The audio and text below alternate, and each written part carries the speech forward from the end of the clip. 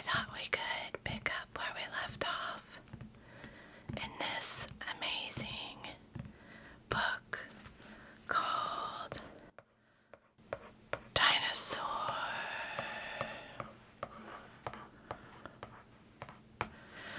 Knowledge Encyclopedia.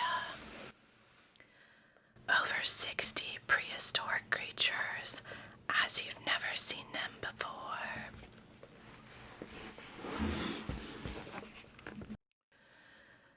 Dinosaur. Jaw-dropping 3D creatures bring the prehistoric world to life as never before.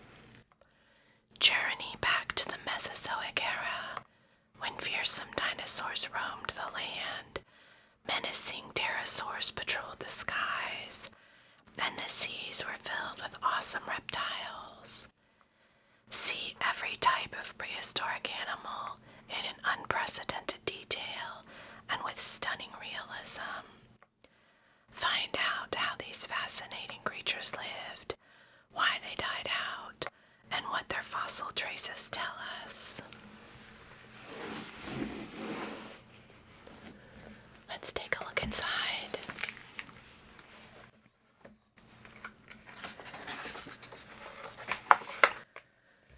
This is a very well-loved book that has been looked through many, many times. And this is a DK book, and Penguin Random House is the publisher. Written by John Woodward, consultant Darren Naish, illustrators Peter Minister, Aaron Lewis, Andrew Kerr, Peter Bull, Vlad Konstantinov. And this was printed in November of 2018.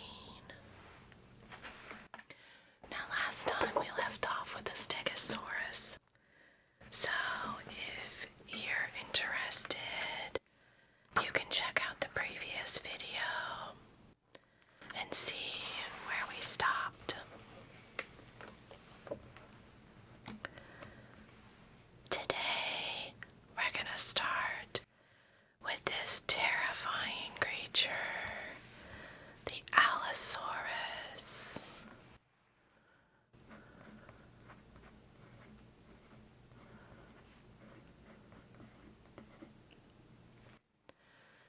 Looks rather frightening, doesn't it? This fearsome hunter was one of the most common big predators of late Jurassic North America, armed with a mouthful of sharp, lacerating teeth. It was a mortal enemy of the rhino-sized Stegosaurus that we left off with in the previous video, and may even have attacked the young of giant sauropods such as Diplodocus, which we also looked at previously. As the biggest plant-eating dinosaur evolved into larger and larger forms during the Jurassic, their predators grew bigger too. Allosaurus was one of the most powerful and was clearly specialized for attacking and eating supersized prey. The scars left by its teeth on their bones are convincing evidence of that, although exactly how it subdued its victims is still being debated. The fossil evidence also show that its prey fought back, making every hunt a potential life or death struggle. Powerful claw, massively strong, sharp-hooked claws on 3-fingered hands show us that Allosaurus used its arms to grapple with struggling prey, pinning it down to stop it escaping. So here we have that hooked thumb. You see these sharp claws here on its 3 toes. And then the back feet have 3 larger and then 1 small. Strong toes. Allosaurus ran on 3 strong toes.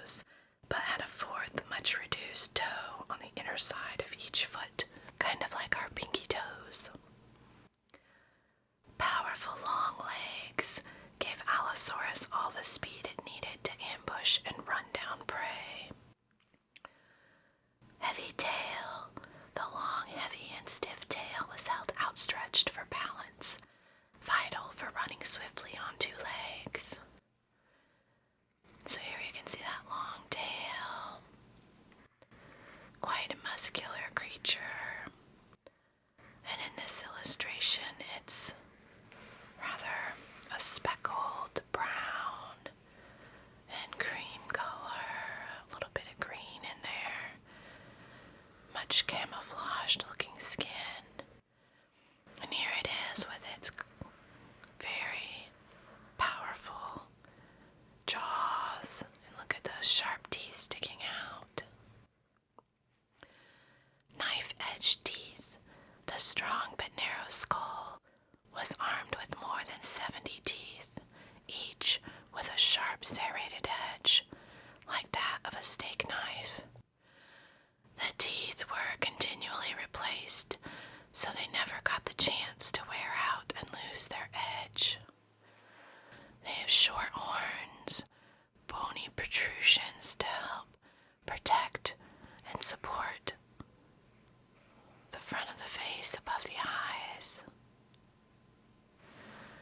The eyes of Allosaurus face sideways, which is surprising for a hunter, because normally a hunter has forward set eyes. Here we have a little 46, the number of Allosaurus specimens found in a single quarry in Utah, USA. Oh, it also says, judging from tooth marks on some Allosaurus bones, these dinosaurs sometimes ate each other. Well, sometimes it just happens, right? Allosaurus lived 155 to 145 million years ago. In open woodlands, they were 12 meters or 39 feet long, and they ate large plant-eating dinosaurs. Archopteris.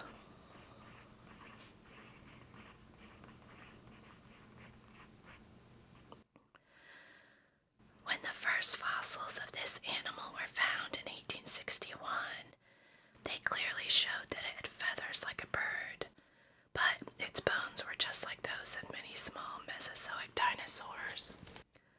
Unlike a modern bird, Archopteris had heavy toothed jaws, claws on its wings, and a long bony tail. It was very like many of the feathered but flightless theropod dinosaurs found recently in China, except that its wings were longer and the wing feathers were the same basic shape as those of flying birds. So it is likely that Archopteris could fly, even if not very well. This would make it the earliest known flying dinosaur, but scientists still cannot agree if it can really be called a bird. 10 is the total number of Archopteris fossils discovered so far. It lived 151 to 146 million years ago in wooded islands, 45 centimeters long or 1.5 feet. Insects and small reptiles are what it ate. Wing claws. Like most other theropod dinosaurs of its time, Archopteris had powerful 3-clawed hands. It may have used them to seize prey or to scramble through the branches of trees and shrubs. It had flight feathers. The feather has a broad vein on one side of the shaft and a narrower vein on the other side.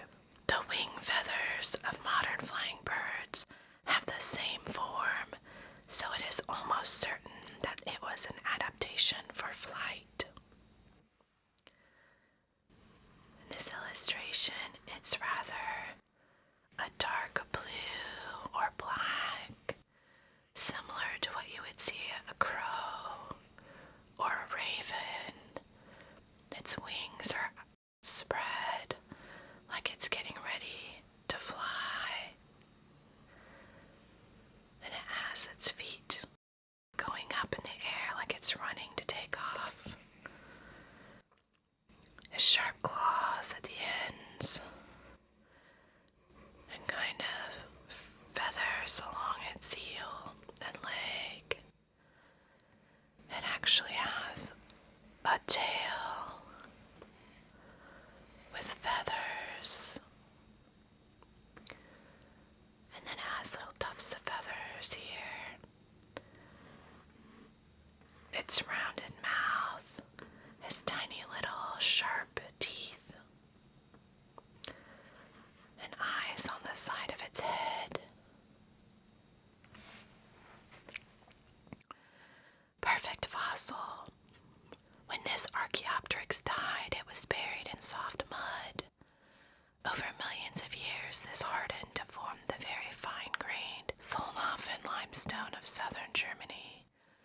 The stone has preserved every detail of the skeleton, as well as the imprints of its feathers, the first fossil feathers ever found. See if I can bring this up a little bit. And you can see the imprints of the feathers here in the stone, and then its bones, and then more feathers on this side. Fascinating. Its long bony tail, its neck and head.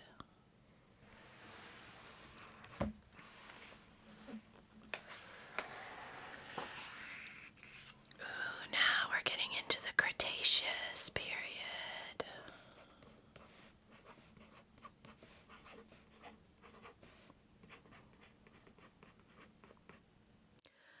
The final period of the Mesozoic era was the heyday of the dinosaurs. As the Jurassic supercontinents broke up to form many smaller continents, the dinosaurs became even more diverse and amazing. The Cretaceous also saw the evolution of the biggest flying animals that have ever lived.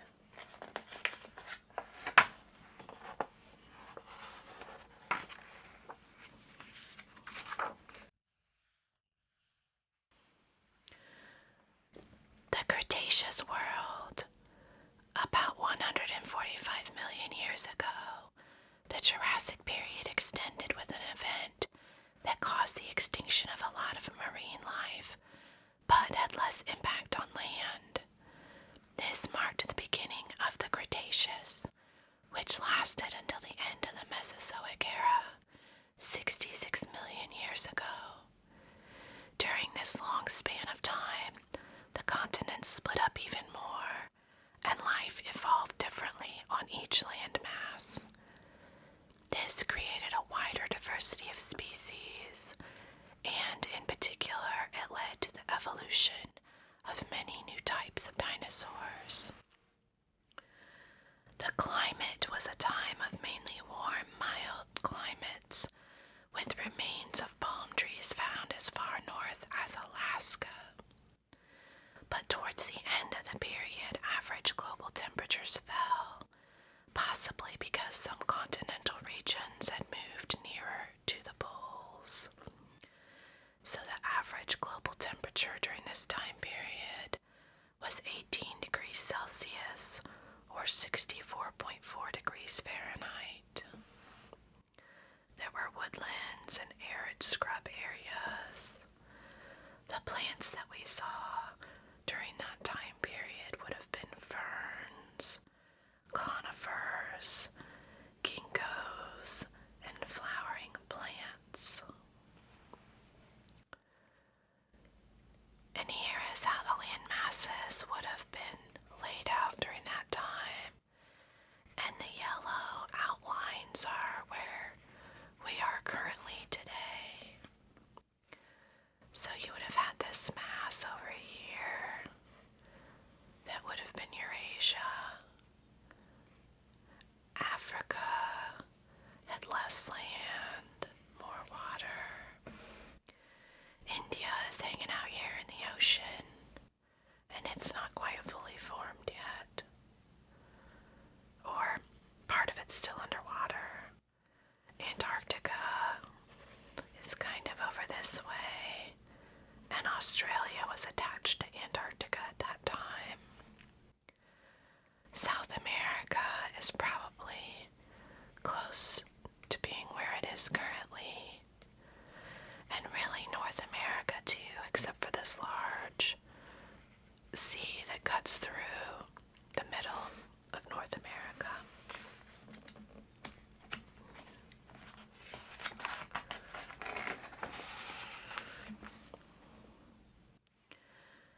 Iguanodon.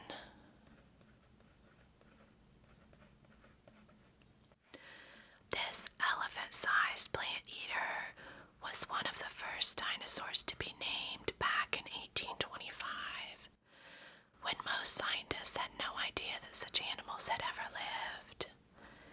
In 1822, English amateur geologist Gideon Mandel found some fossil teeth that seemed to belong to a giant lizard. They looked like those of an oversized iguana, and in 1825, it was officially named Iguanodon, one of the first dinosaurs to be named. Then, in 1878, many complete skeletons with similar teeth were found in Belgium. The fossils revealed that Iguanodon was a big ornithopod dinosaur that spent most of its time walking on all fours, eating plants such as horsetails, cycads, and conifers. It had a mobile fifth finger, a thumb spike, and the central fingers were bound together. It had hoof-like claws, large, strong back legs, long, stiff tail, scaly skin, and a narrow head. And in this illustration, it's rather a yellow-green colored base with maroon or burgundy splotches on its back and up its head. And here it's eating, looks like palm fronds. And its beak-like mouth is made of hard keratin, like what our fingernails are made of. And here it shows there was a sharp edge on some of its teeth. And then it shows some teeth that have been worn down. It doesn't have that sharp edge anymore from grinding. 38 skeletons of Iguanodon were found in a single Belgian coal mine in 1878. Iguanodon lived 130 to 125 million years ago. In forests, it was approximately 9 meters or 29.5 feet, and it lived on a diet of plants.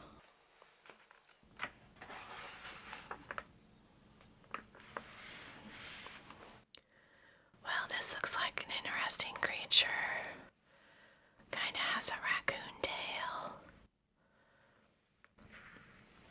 And I can't tell if these are feathers or fur. Let's see. This tiny theropod was the first feathered dinosaur to be found that was clearly not a bird and did not fly. Alright. Sinosauropteryx.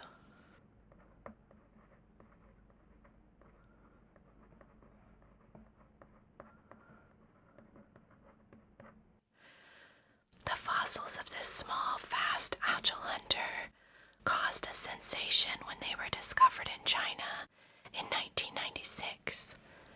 They clearly showed that Sinosauropteryx was covered with some sort of fuzz, demolishing the idea that all typical dinosaurs had naked, scaly skins.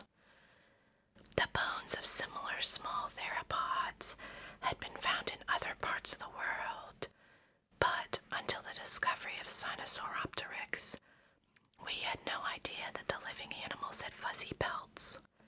In fact, the fuzz consisted of simple feathers, very like those of some flightless birds. Since the feathers were so short, it's likely that this dinosaur needed them as insulation. to keep warm while searching the forest undergrowth of early Cretaceous China for prey.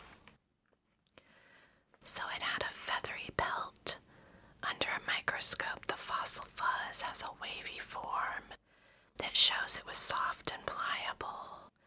It would have looked and felt furry, but was actually made up of short, branched, flexible feathers. Well, there you go. That's why it looks like that. It had a mobile neck. Like all Saurischian dinosaurs, it had a quite long, flexible neck. It has these short arms and some claws on the ends of their 3 toes. And on the back feet, they also have 3 toes and one shorter up higher. In this illustration, you have the striped tail, like I said, kind of like a raccoon tail or a lemur tail. It's fuzzy. He kind of looks a bit ornery, like he's getting up to something naughty, like catching this large centipede.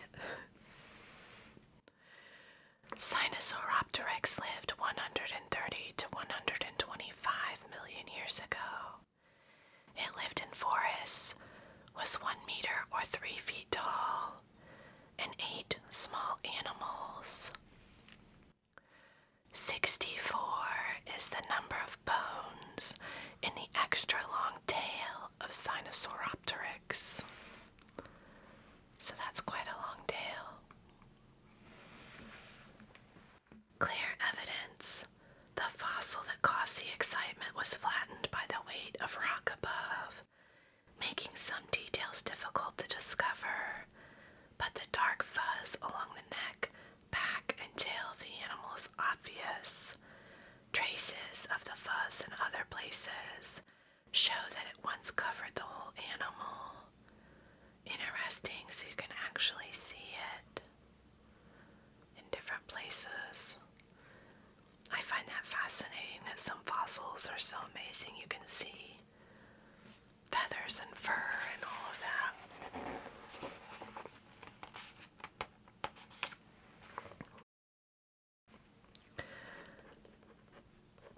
Hypsilophodon.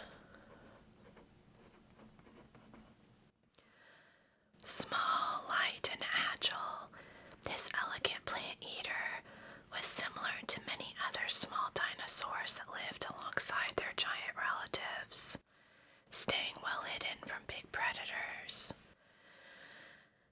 During the Cretaceous, the ornithopod dinosaurs evolved a variety of specialized forms, such as the heavyweight iguanodon and its relatives, but smaller, less specialized ornithopods were still very successful, perhaps because they could live in many different habitats. Hypsilophodon was typical of these small plant eaters. It would have spent most of its time looking for food in the dense undergrowth of open woodlands, where it could hide from its enemies, but could run fast to escape danger if it had to. A tree dinosaur. In the early 20th century, some scientists thought that Hypsilophodon was able to climb trees, using its toes to grip branches. Danish researcher Gerhard Heilmann even suggested that it lived up trees all the time, like this tree kangaroo. But in 1971, a careful study of Hypsilophodon's bones showed that this was impossible, and we are now sure that it lived on the ground. See, sometimes you find out more and you have to change the status of things. It's not always obvious right off the bat. Slicing teeth. Like other ornithopods, Hypsilophodon had a beak, but it also had 5 pointed front teeth on each side of its upper jaw. The fan-shaped back teeth worked like scissor blades, with the lower ones closing inside the upper ones to slice food. Hypsilophodon lived 130 to 125 million years ago in open woodlands. 1.5 meters to 5 feet is how long it was, and it lived on a diet of plants. So here we have an enlargement of a fossil. They had big eyes that were supported by rings of bony plates called sclerotic rings. This may indicate that it was active at night. The eyes face sideways for good all-around vision, allowing it to watch for danger as it fed. 100 is how many fossils have been found on a single site on the Isle of Wight in Britain. In this illustration, it's a striped green, light green, dark green creature. Tiger stripes. It kind of has these scaly pattern on the foot, overlapping scales.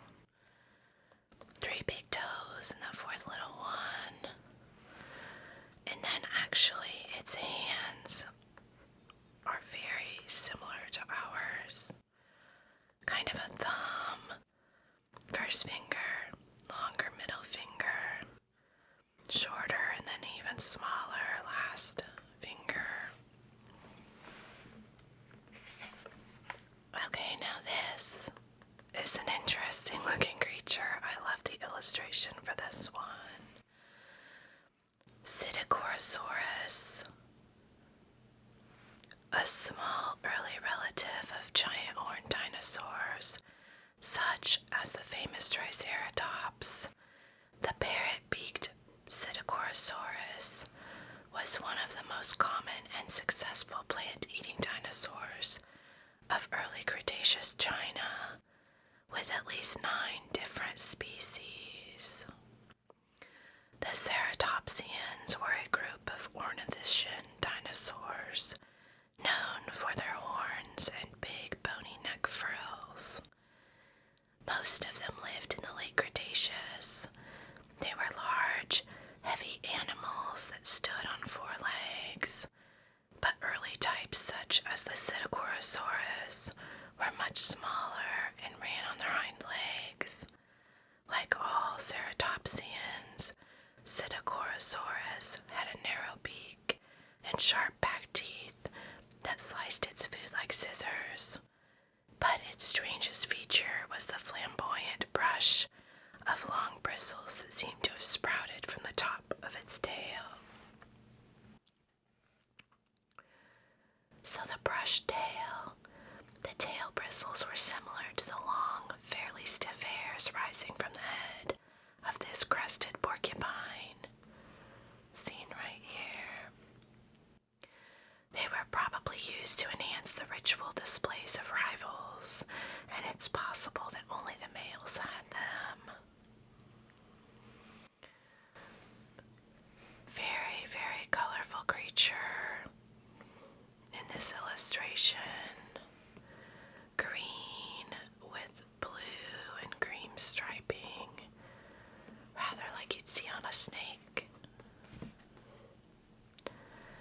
And then as you get towards the head, it becomes much more brightly colored with some yellows and oranges and blues. It has a parrot-like beak. The name Ctheorosaurus means parrot lizard and refers to its narrow parrot-like beak. The animal would have used its beak to gather plant food, which probably included a lot of seeds. The beak may also have made a good nutcracker. Interesting, it also had these cheek horns. Probably so the predators couldn't chomp on them so easily. Little nostrils right here above their beak.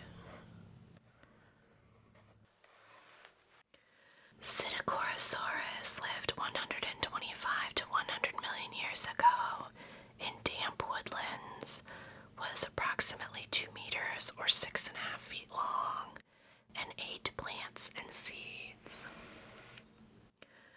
400 is the number of Ctheorosaurus specimens that have been found of all ages and types, making it one of the best understood of all Mesozoic dinosaurs.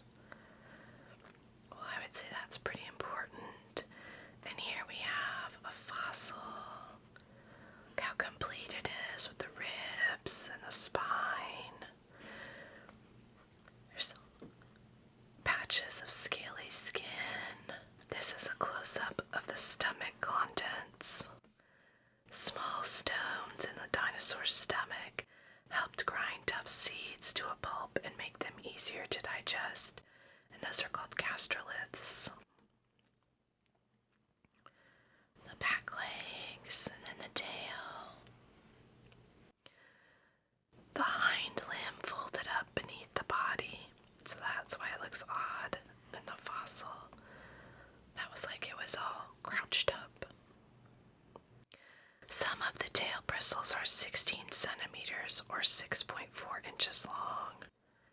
So in this fossil you can actually see these tail bristles. Interesting.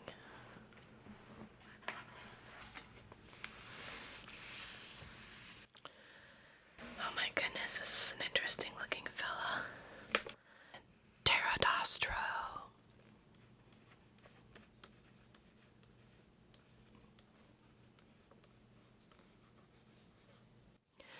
This strange animal was one of the oddest and most specialized of the pterosaurs, with an amazing set of teeth adapted for sifting small creatures from the water of shallow lagoons. As a relative of Pterodactylus, and equipped with similar but even bigger webbed feet, Pterodostro lived in the same types of coastal shallow water habitats, but instead of feeding normally, it strained the water through hundreds of long, slender teeth that were more like bristles. These trapped tiny aquatic animals, which Pterodostro then mashed up and swallowed. Whole flocks of these pterosaurs seem to have fed together, like flocks of shorebirds. My goodness, look at this illustration. So it has this long, long beak. Kind of looks like a pelican beak.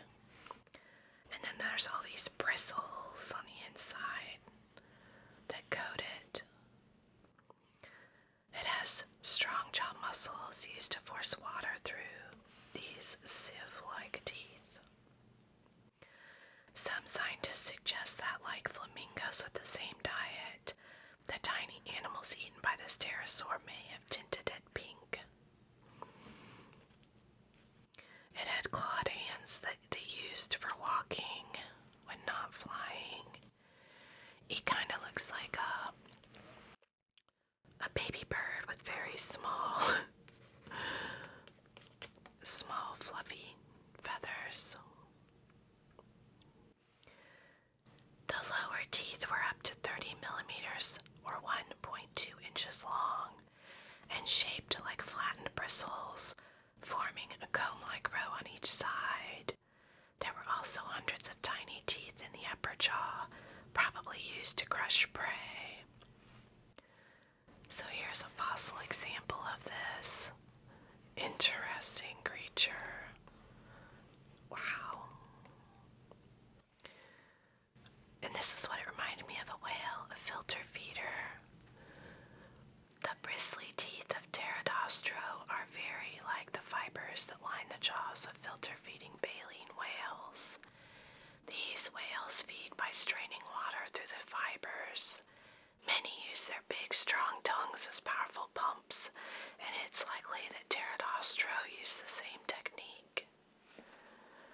Pterodostro lived from 112 to 100 million years ago in tidal shore areas. It had a wingspan of 2.5 meters or 8 feet and 8 tiny marine animals. So here it shows one in flight.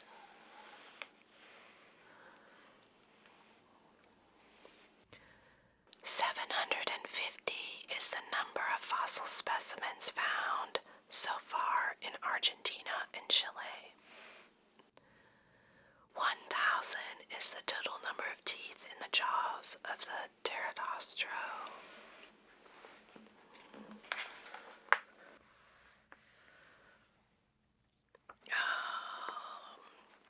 Spinosaurus.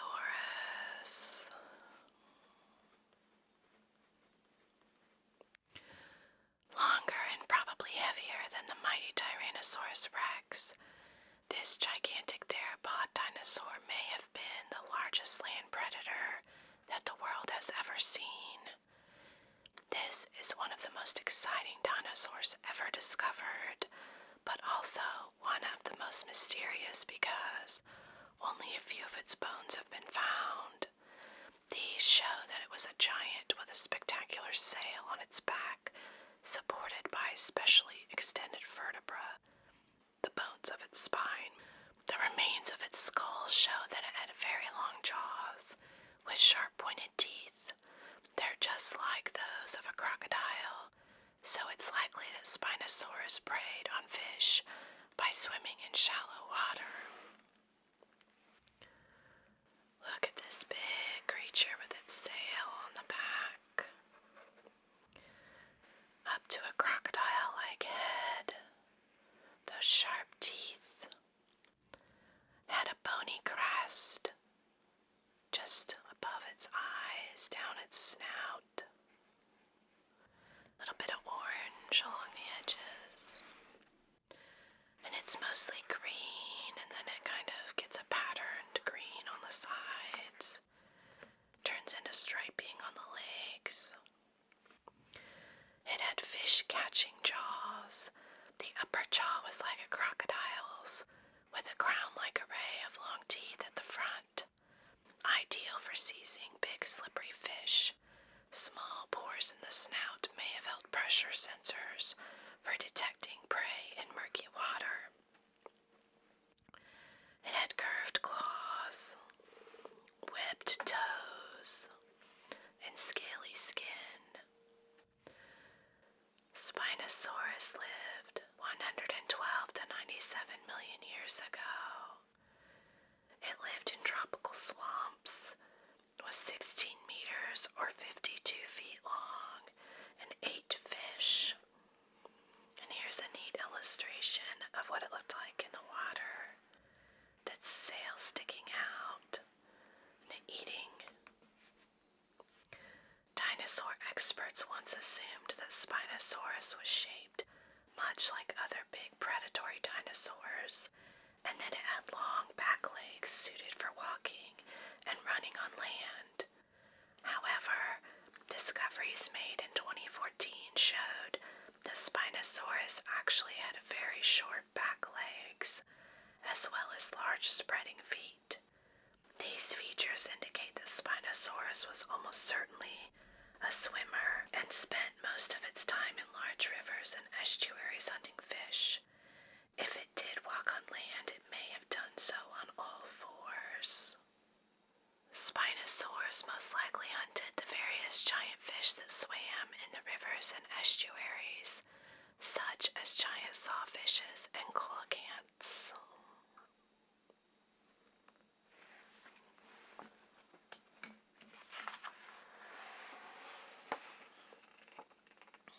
So next time, I think we'll start with Argentinosaurus.